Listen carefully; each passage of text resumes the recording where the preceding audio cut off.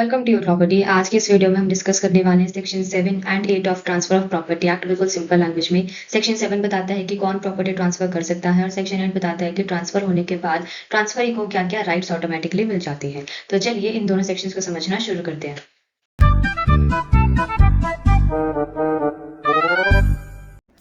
सबसे पहले समझते हैं प्रॉपर्टी ट्रांसफर कौन कर सकता है।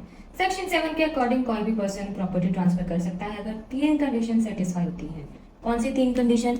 सबसे पहली कंडीशन है कॉम्पिटिंग टू कॉन्ट्रैक्ट, यानी कि सबसे पहले ट्रांसफर और इंडियन कॉन्ट्रैक्ट एक्ट के सेक्शन 11 के अकॉर्डिंग कॉन्ट्रैक्ट करने के लिए कॉम्पिटेंट होना चाहिए, मतलब मेजर होना चाहिए, साउंड माइंड का होना चाहिए, किसी लॉ के अंडर डिस्क्वालीफाइड नहीं होना चाहिए। अगर कोई माइनर प्रॉपर्टी ट्रांसफर करेगा तो जनरली वो ट्रांसफर वैलिड नहीं होगा। नेक्स्ट कंडीशन नंबर 2 जो कि है एंटाइटल्ड टू ट्रांसफरेबल प्रॉपर्टी, यानी कि पर्सन के पास उस प्रॉपर्टी पर लीगल ओनरशिप या फिर ट्रांसफरेबल इंटरेस्ट होना चाहिए। सिंपल लैंग्वेज में बोले तो जिसकी प्रॉपर्टी है या जिसके पास ट्रांसफर करने का लीगल राइट है वही ट्रांसफर कर सकता है। कंडीशन नंबर 3 ये बताता है authorized to transfer another's property. कभी कभी पर्सन ओनर नहीं होता लेकिन लॉ या ओनर उसे अथॉरिटी दे देता है, जैसे कि power of attorney holder, guardian, agent, ये लोग ओनर की तरफ से प्रॉपर्टी ट्रांसफर कर सकते हैं। तो सेक्शन 7 के अकॉर्डिंग प्रॉपर्टी ट्रांसफर हो सकती है पूरी या सिर्फ कुछ हिस्सा, एब्सोल्युटली या कंडीशन के साथ। जैसे कि फॉर एग्जांपल ए अपना पूरा हाउस बी को ट्रांसफर कर सकता है या सिर्फ 50% शेयर ट्रांसफर कर सकता है या कंडीशन लगा सकता है कि ओनरशिप एक पर्टिकुलर इवेंट के बाद इफेक्टिव होगी।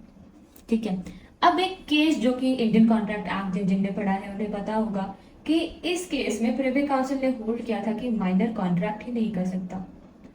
तो हम इस केस को रेफर करते हुए ये कह सकते हैं कि अगर माइनर प्रॉपर्टी ट्रांसफर करेगा तो जनरली वैल्यू ट्रांसफर नहीं माना जाएगा। अब हम कौन से केस की बात कर रहे हैं ये आप लोग कमेंट्स में बताओगे। ये केस जो है ये हमने माइनर जो इंडियन कॉन्ट्रैक्ट एक्ट है उसमें जब माइनर का टॉपिक आता है उसमें हमने ये केस डिस्कस किया है। नेक्स्ट हम बात करते हैं सेक्शन 8 के बारे में जो कि है ऑपरेशन ऑफ ट्रांसफर। ये सेक्शन एक बहुत सिंपल प्रिंसिपल बताता है, जब प्रॉपर्टी ट्रांसफर होती है तब उस प्रॉपर्टी के साथ जुड़े हुए सारे के सारे लीगल राइट्स और बेनिफिट्स भी ऑटोमेटिकली ट्रांसफरी को मिल जाते हैं जब तक पार्टीज कुछ और डिसाइड ना करें। इस प्रिंसिपल को याद रखें कि प्रॉपर्टी के साथ उसके इंसिडेंट्स भी ट्रांसफर होते हैं। अगर लैंड ट्रांसफर होता है तो ट्रांसफर एक ऑटोमेटिकली मिलते हैं easement rights, future rents, future profits और लैंड से परमानेंटली अटैच चीजें। Machinery attach to the earth की अगर परमानेंटली फिक्स्ड मशीनरी ट्रांसफर होती है तो उसके मूवेबल पार्ट्स भी ट्रांसफर का पार्ट बन जाते हैं। अगर हाउस ट्रांसफर होता है तो ट्रांसफर को ऑटोमेटिकली मिलता है easementary rights, future rent, locks, keys, doors, windows और परमानेंट फिटिंग्स। अगर एग्रीमेंट में कुछ और नहीं लिखा है तो ये सब ऑटोमेटिकली ट्रांसफर हो जाती है। अगर डेट ट्रांसफर होता है तो उसकी सिक्योरिटी भी ट्रांसफर को मिल जाती है, लेकिन ट्रांसफर से पहले का जो इंटरेस्ट ऑलरेडी ड्यू हो चुका था वो ऑटोमेटिकली ट्रांसफर नहीं होता।